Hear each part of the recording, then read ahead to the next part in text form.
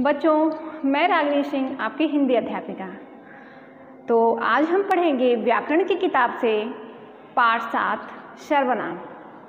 सर्वनाम जिसके पहले बच्चों हमने संज्ञा, लिंग और वचन पढ़ा, जो कि सब संज्ञा से जुड़े हुए थे, और आज का पाठ भी संज्ञा से संबंधित है।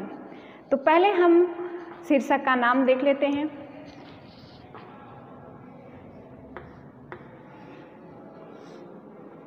पाठ 7 सर्वनाम।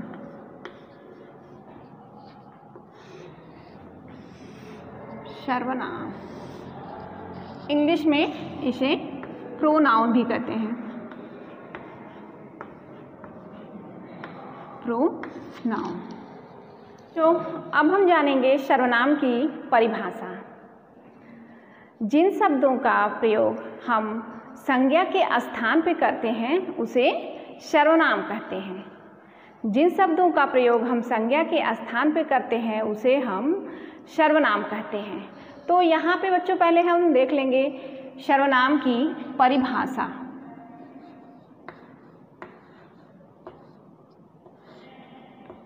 सर्वनाम की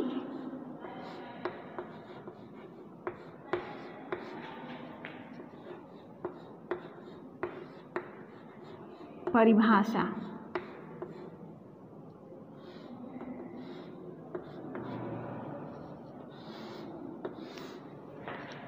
जिन शब्दों का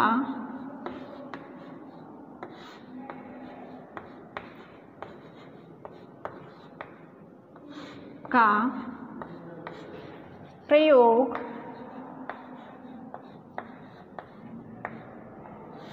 हम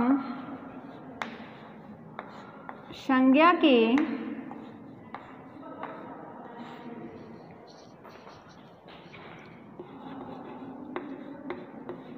स्थान पर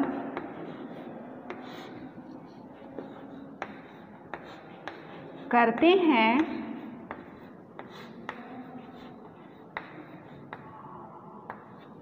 उसे सर्वनाम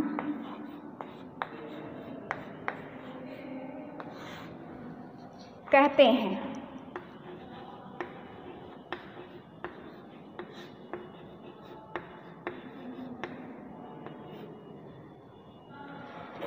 उदाहरण: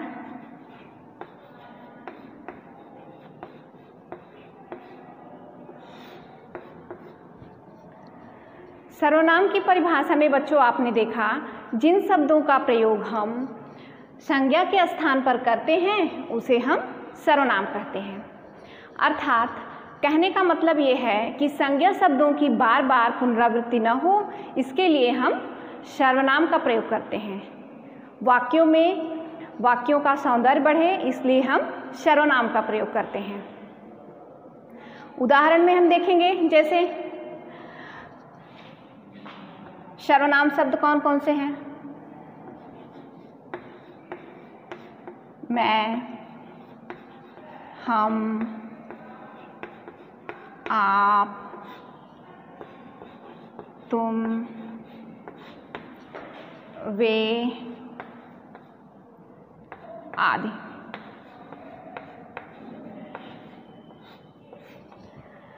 ये तो हैं सर्वनाम शब्द। इसको हम समझेंगे कैसे? संज्ञा शब्दों की पुनरावृत्ति कैसे न हो और हम सर्वनाम शब्द का प्रयोग करें, उसके लिए हम एक उदाहरण देखेंगे। जैसे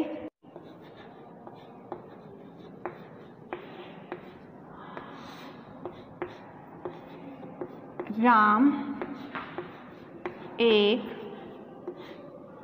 अच्छा लड़का है। राम रोज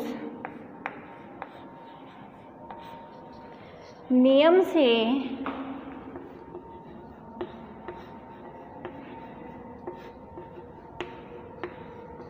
विद्यालय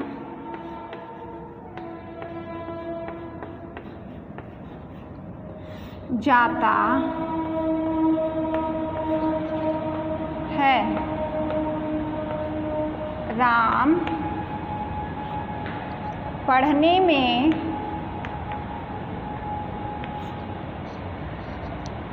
में बहुत होशियार है।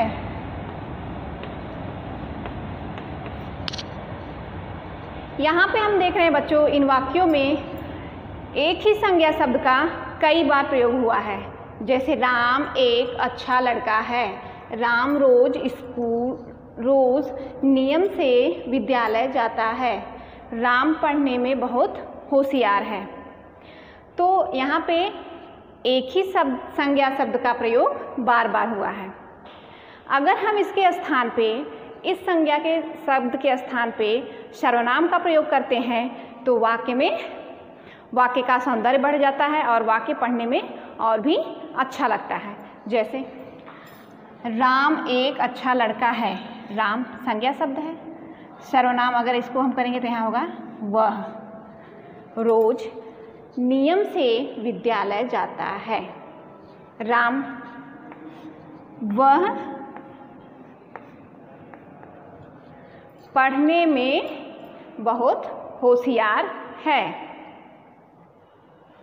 राम का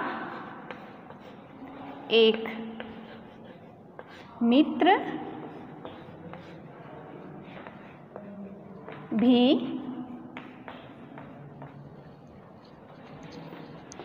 है।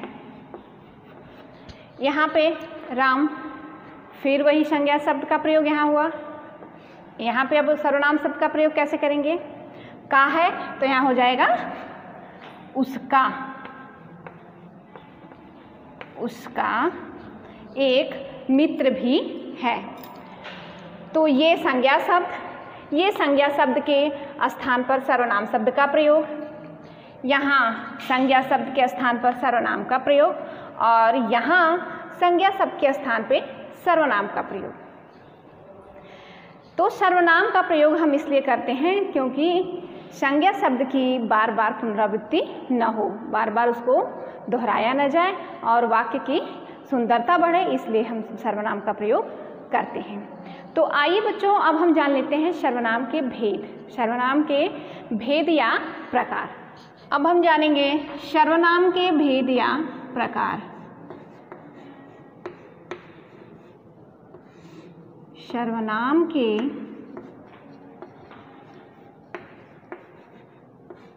भेद या प्रकार।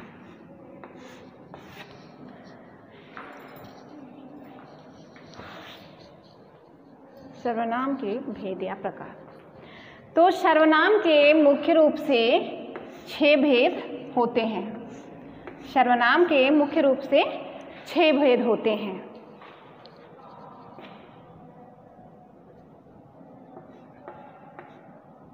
सर्वनाम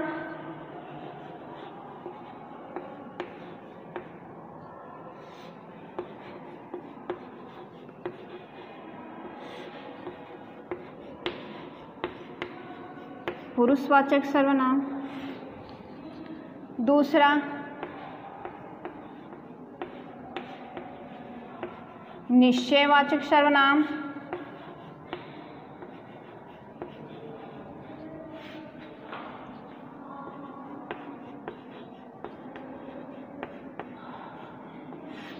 अनिश्चयवाचक सर्वनाम,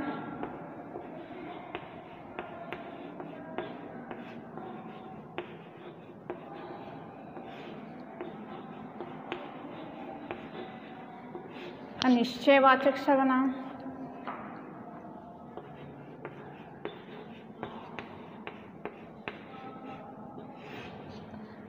संबंधवाचक सर्वनाम,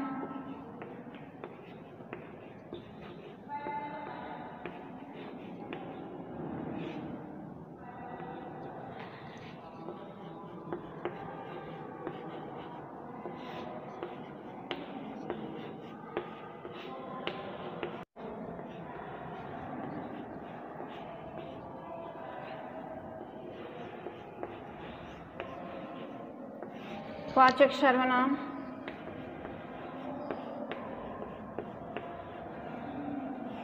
निजवाचक सर्वनाम।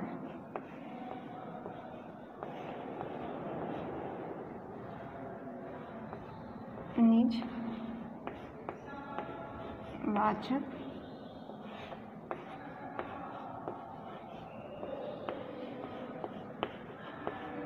सर्वनाम। तो आइए बच्चों, अब हम इन भेदों के बारे में जानते हैं कि पुरुषवाचक सर्वनाम क्या है, निश्चयवाचक सर्वनाम क्या है, अनिश्चयवाचक सर्वनाम क्या है, संबंधवाचक सर्वनाम क्या है, प्रश्नवाचक सर्वनाम क्या है और निजवाचक सर्वनाम। आइए बच्चों, अब इसके पहले भेद के बारे में हम जानते हैं। इसका पहला भेद है पुरुषवाचक सर्वनाम। तो पुरुषवाचक सर्वनाम किसे कहते हैं? पुरुषवाचक सर्वनाम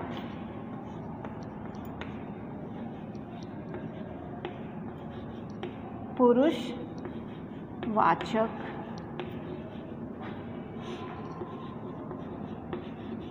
सर्वनाम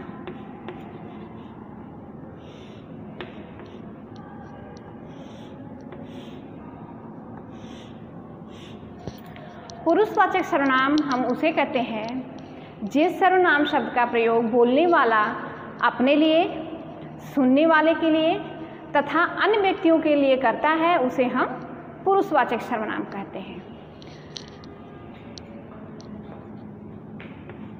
जिस सर्वनाम शब्द का प्रयोग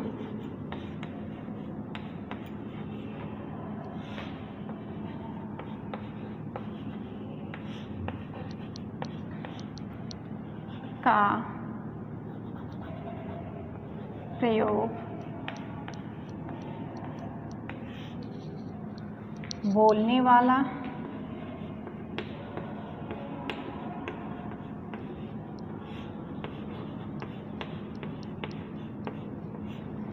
अपने लिए,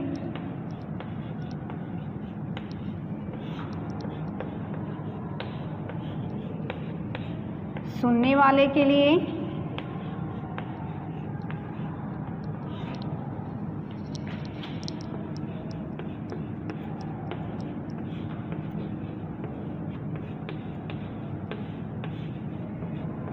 तथा अन्य व्यक्तियों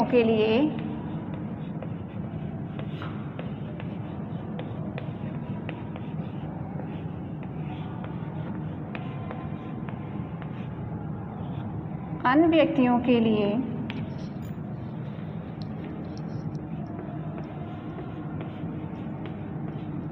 करता है,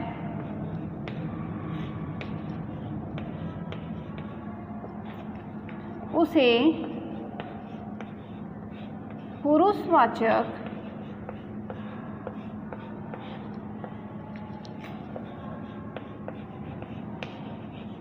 सर्वनाम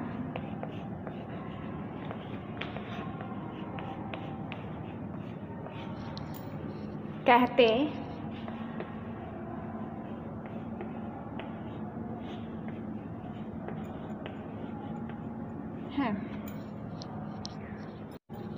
पुरुषवाचक सर्वनाम का उदाहरण देखेंगे।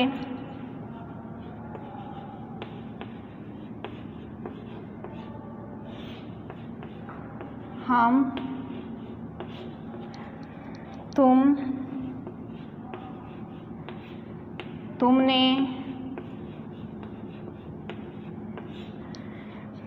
मैंने,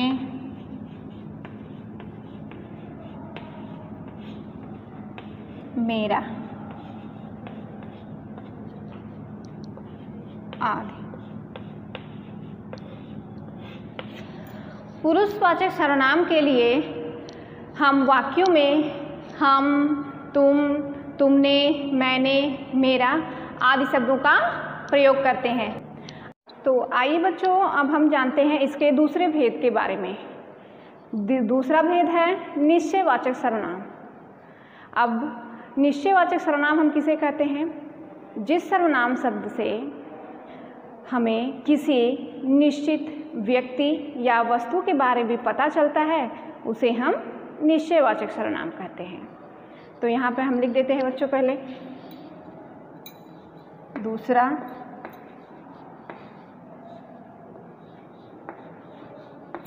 निश्चय वाचक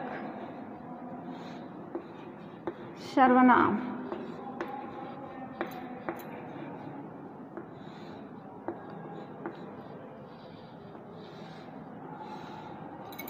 जिस सर्वनाम शब्द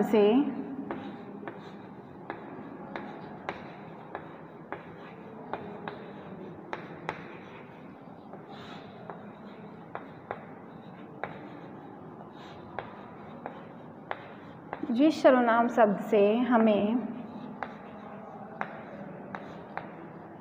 किसी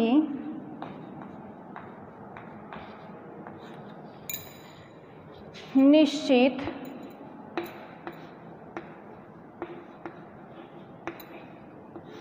व्यक्ति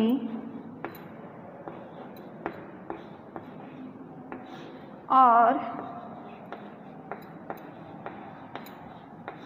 वस्तु के बारे में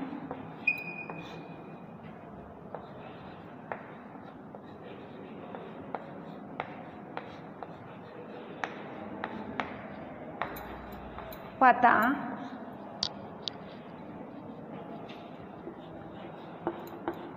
चलता है उसे निश्चयवाचक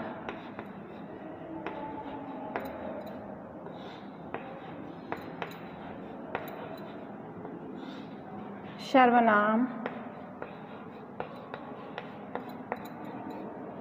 कहते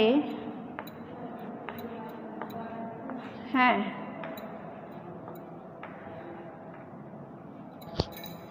जैसे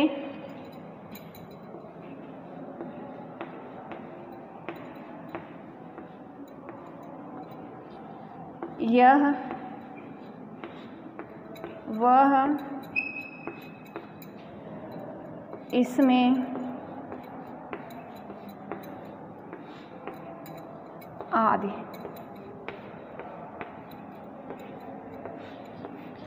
वाक्यों में हम इसका उदाहरण देखेंगे।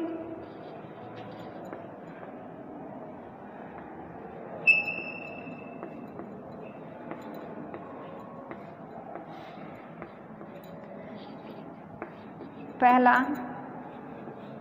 यह मेरा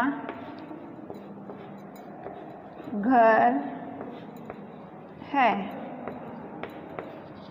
तो अब हम जानेंगे इसके तीसरे भेद के बारे में, इसके तीसरे प्रकार के बारे में, जो है अनिश्चयवाचक सर्वनाम। अनिश्चयवाचक सर्वनाम किसे कहते हैं? जिस सर्वनाम शब्द से हमें किसी निश्चित व्यक्ति या वस्तु के बारे में पता नहीं चलता, उसे अनिश्चयवाचक सर्वनाम कहते हैं। तीसरा,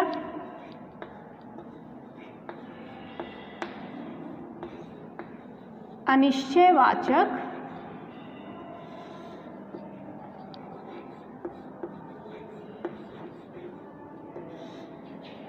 सर्वनाम।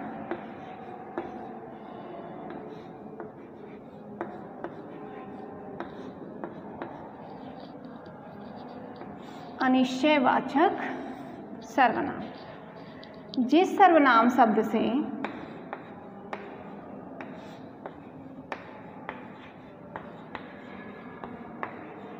सर्वनाम शब्द से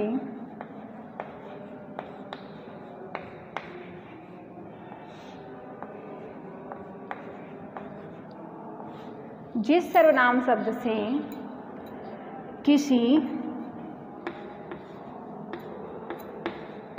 निश्चित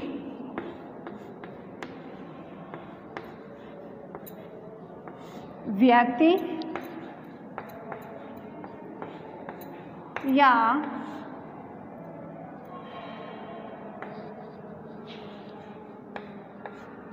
वस्तु के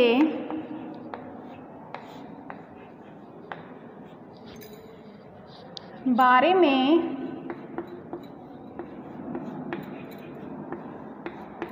पता नहीं चलता,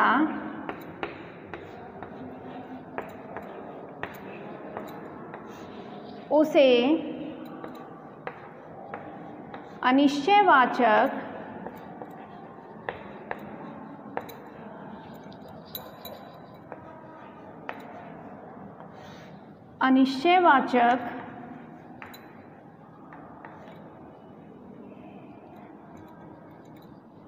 अनिश्चयवाचक सर्वनाम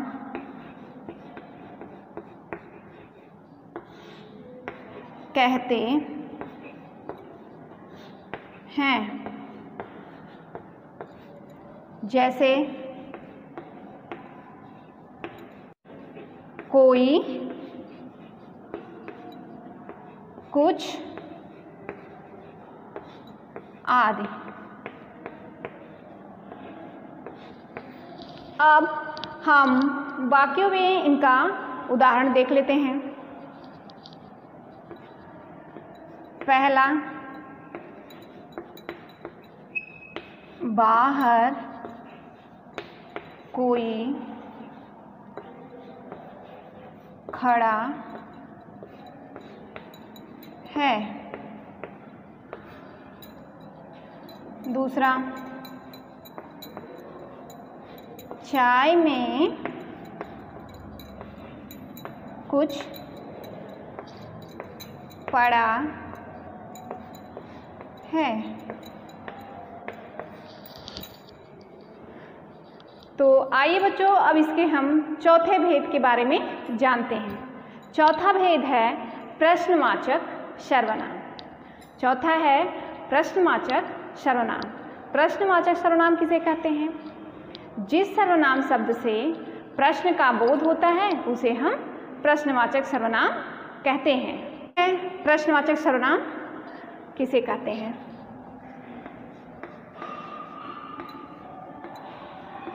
प्रश्नवाचक सर्वनाम।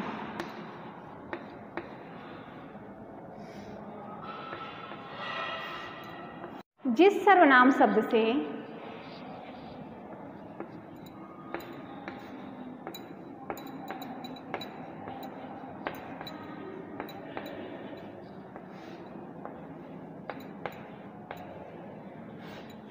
से प्रश्न होने का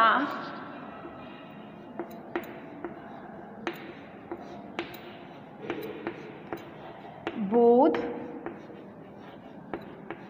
होता है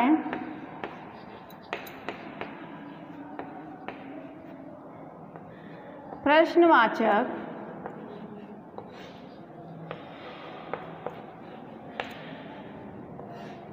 सर्वनाम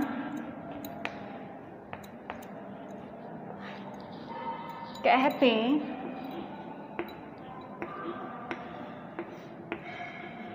हैं। जैसे क्या, कौन, किससे आदि। अब वाक्यों में इसका उदाहरण देख लेते हैं। वह बाजार से क्या लाया है। दूसरा, आपको किससे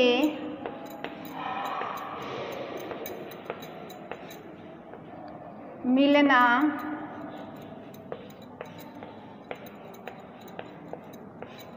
है। क्या, कौन, किससे आदि। अब वाक्यों में इसका उदाहरण देख लेते हैं। वह बाजार से क्या लाया है। दूसरा, आपको किससे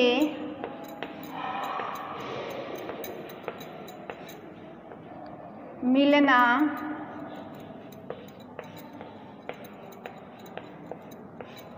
है। पांचवें भेद को जानते हैं। पांचवा भेद है संबंधवाचक सर्वनाम। पांचवा है संबंधवाचक सर्वनाम। जो सर्वनाम शब्द वाक्य में आने वाले दूसरे सर्वनाम शब्दों से जुड़े होते हैं उसे संबंधवाचक सर्वनाम कहते हैं। जो सर्वनाम शब्द, यहाँ पर हम लिख लेते हैं बच्चों, पांचवा संबंधवाचक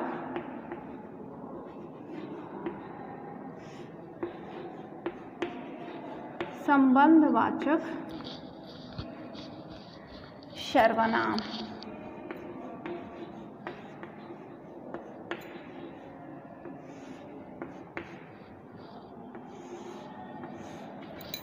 जो सर्वनाम शब्द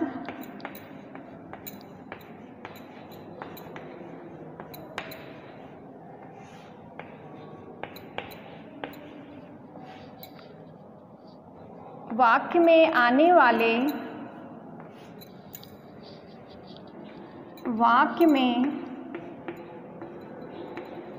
वाले दूसरे सर्वनाम शब्दों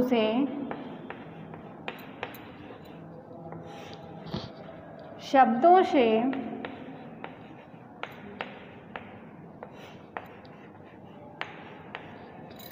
जुड़े होते हैं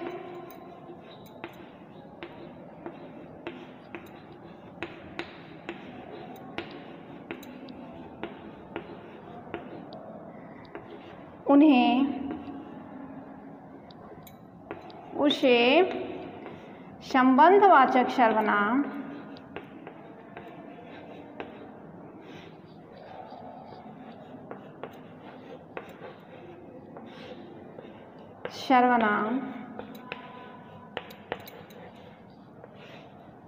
कहते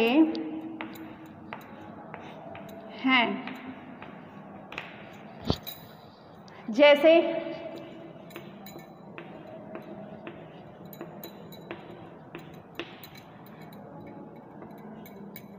जो, सो, जैसा, वैसा,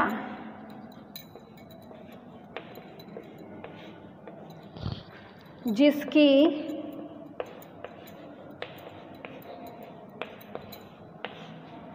उसकी,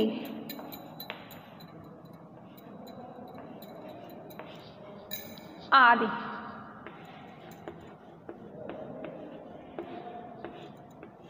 वाक्यों में इसका उदाहरण,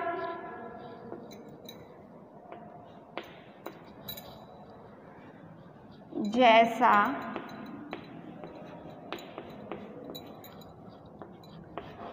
करोगे वैसे ही भरोगे।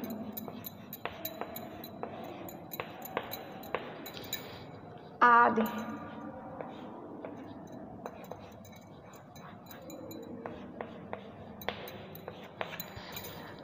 और जिसकी लाठी उसकी भैंस, जो जैसा करेगा वैसा भरेगा, आदि। आइए बच्चों, अब इसके हम अंतिम बिंदु, अंतिम भाग और अंतिम भेद पे पहुंचते हैं, जो है निजवाचक सर्वनाम। छठा है निजवाचक सर्वनाम। छठा है निजवाचक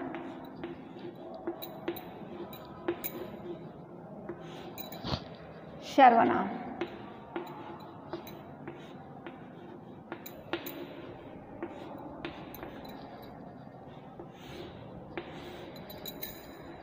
निजवाचक सर्वनाम, जैसा कि बच्चों निज से पता चल रहा है, अपना, खुद, स्वयं सब होता है निज का अर्थ। निजवाचक सर्वनाम किसे कहते हैं?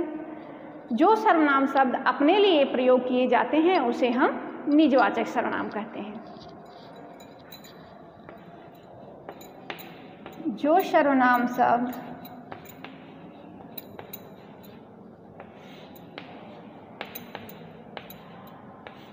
अपने लिए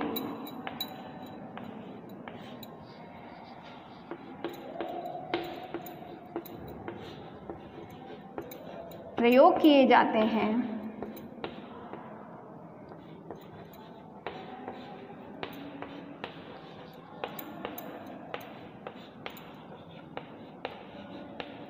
उन्हें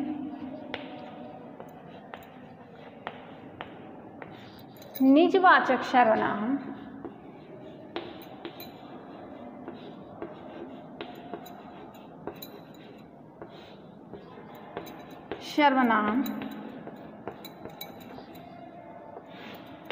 कहते हैं।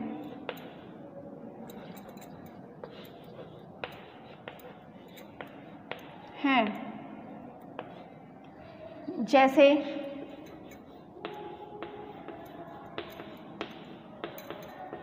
खुद,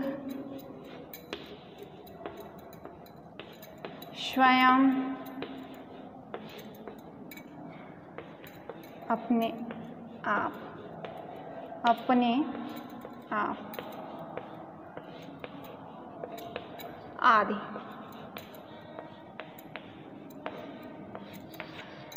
वाक्यों में इसका उदाहरण, जैसे हमें अपना काम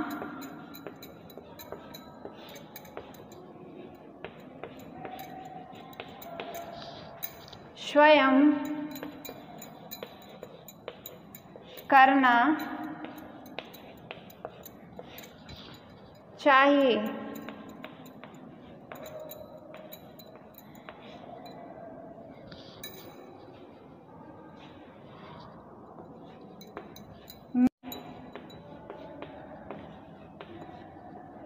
अपने आप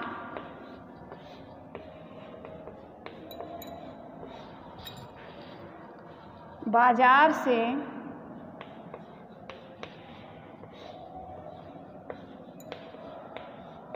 पुस्तक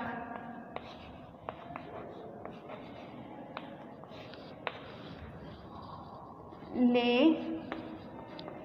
आऊंगी।